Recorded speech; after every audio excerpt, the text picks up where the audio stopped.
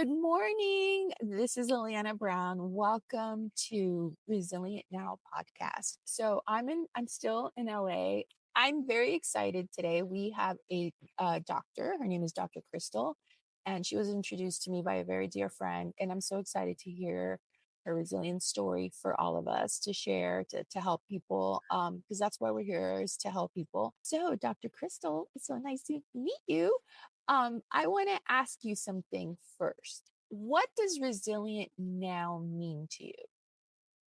Yeah, that's such a good question because I've been thinking about that, resilience. What does that mean? And to me what it means is, that old phrase of like when you fall down, you pick yourself up and you dust your boots off and you keep moving forward, and you're relentless at um turning lemons into lemonade and knowing that no matter what you come from or what you've gone through, you can rise above and make and change the patterns and make things better, and that there's always a silver lining. There's always a blessing in disguise, and you may not see it in the moment, but in hindsight, how many times can we look back and see that silver lining, that blessing, that teaching that you learned?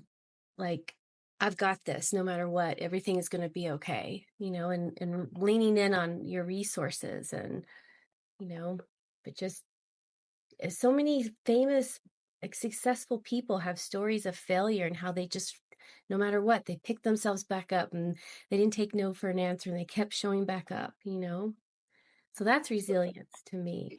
It it is. And thank you for telling us that. Because I think we all need to be reminded sometimes when we're in the middle of the whole, what we're going through, we need a reminder. And that's the point of having this website and doing this podcast. So we can be reminded when we're just, kind of at the bottom of things. And so we can rise up and we move forward. So with that said, you're going to talk about a resilient story that can help so many people. And I'm so honored and I feel so privileged that I get to have you on this podcast. Thank you so much for joining us. So I will let you proceed. Well, I think what you're doing is such a beautiful service. So thank you. I feel honored to be a part and to share. It's funny, the resilient stories, right? Because if we look at the timeline of our life, there's so many, right? And each one, and it's almost like it's not about not having those challenges, but it's about learning how to navigate them more and more gracefully and have the skills to get through them. And then knowing that whatever we've gone through, we can then use to help other people, like what you're doing right now, offering this inspiration for people. I mean, what a great service. So thank you. And when I was thinking, I'm like, well, what resilient story wants to come through? And I just wanted it to come from the heart and to be authentic in this moment. And my business, like what led me to become a doctor of East Asian medicine and to support people, I think comes from being raised by a single mom who was a teenager, and I watched her work in a factory. I watched her work her way out of poverty. And she gave me an opportunity to be the first to get higher education. And, she was a fighter. She taught me about resiliency. And then when I gave birth to my first daughter and laid eyes on her, I was like, I want to help women. Having been raised by this strong mother who was hardcore, like, and that was back in the 70s. So the parenting was, hard. Um, Intense. and she never gave up. She was a fighter, like raised two kids on her own, bought her own house, working in a factory, like, and when my first daughter turned 3, she was diagnosed with brain cancer, stage 4 glioblastoma. And I had already been contemplating, like, oh, I want to switch careers. I want to be of service to support women and growing families. And it knocked me down. I mean, I was holding my daughter in the doctor's office waiting for the results of the biopsy of the tumor they found in her brain that went from the size of a quarter to the size of an orange in a month. And I'm holding my daughter and I'm praying and I'm not expecting what the doctor's going to say. And he walks in and he's like, his bedside manner was, I'm holding this baby, a 3-year-old baby. And he's like, we could only prolong life if she does exploratory, treatment. She has glioblastoma, stage 4 cancer, and she's gonna die. And I just sat there like in shock, like, and I was like, no, she's not. No, no, she's not. She's not gonna die. I'm gonna help her. No, we're gonna figure this out. And so of course I was like, I wouldn't let the doctor tell her that diagnosis. I was like, don't tell her that. Don't take away her hope. And so I was at her bedside when he came in and I cut him off. And I was like, "We're gonna make green smoothies, we're gonna take out sugar."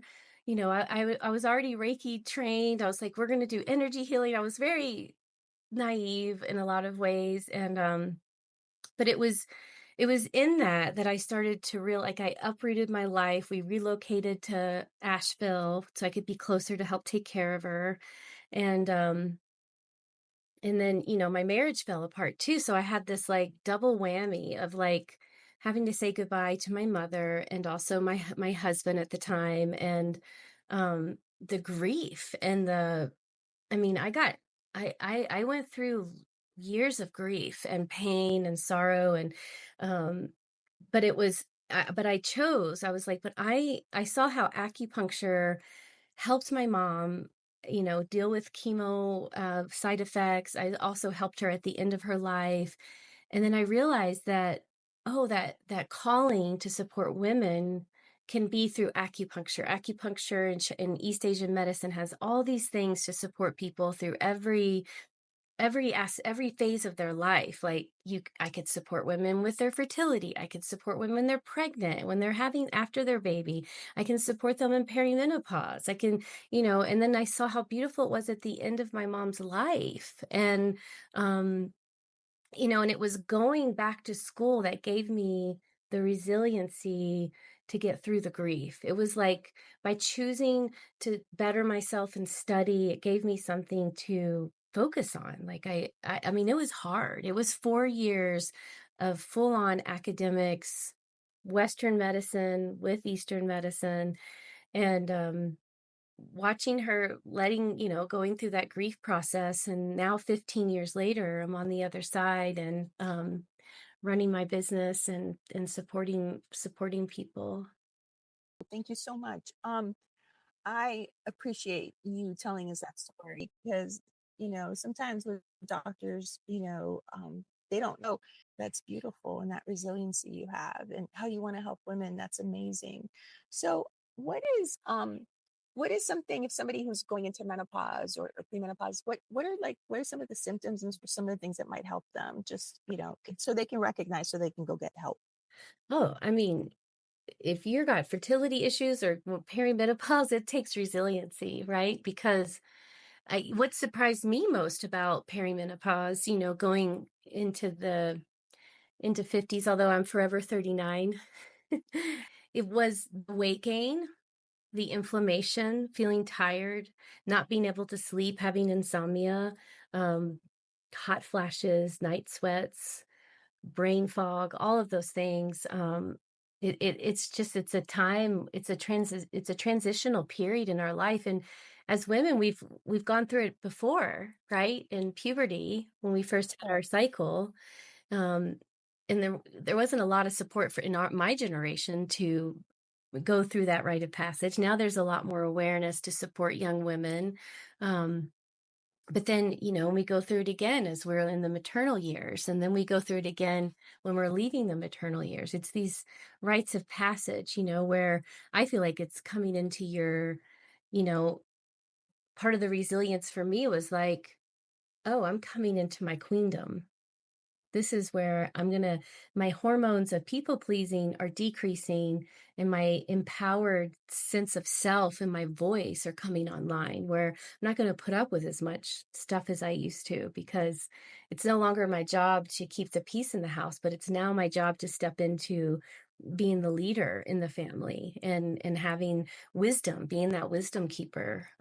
So I could have chosen to be like, oh my God, I'm gaining all this weight and I'm in pain and my body aches and go down this, like, they more women get put on antidepressants during this time and they start to suffer. I mean, in history they used to put women in insane asylums because God. and but now there's all this more information out there to how to support us, whether it's getting on bioidentical hormone replacement, or if you want to do it natural, there's supplements and acupuncture. And it's a beautiful rite of passage that we go through that does require, resiliency for sure.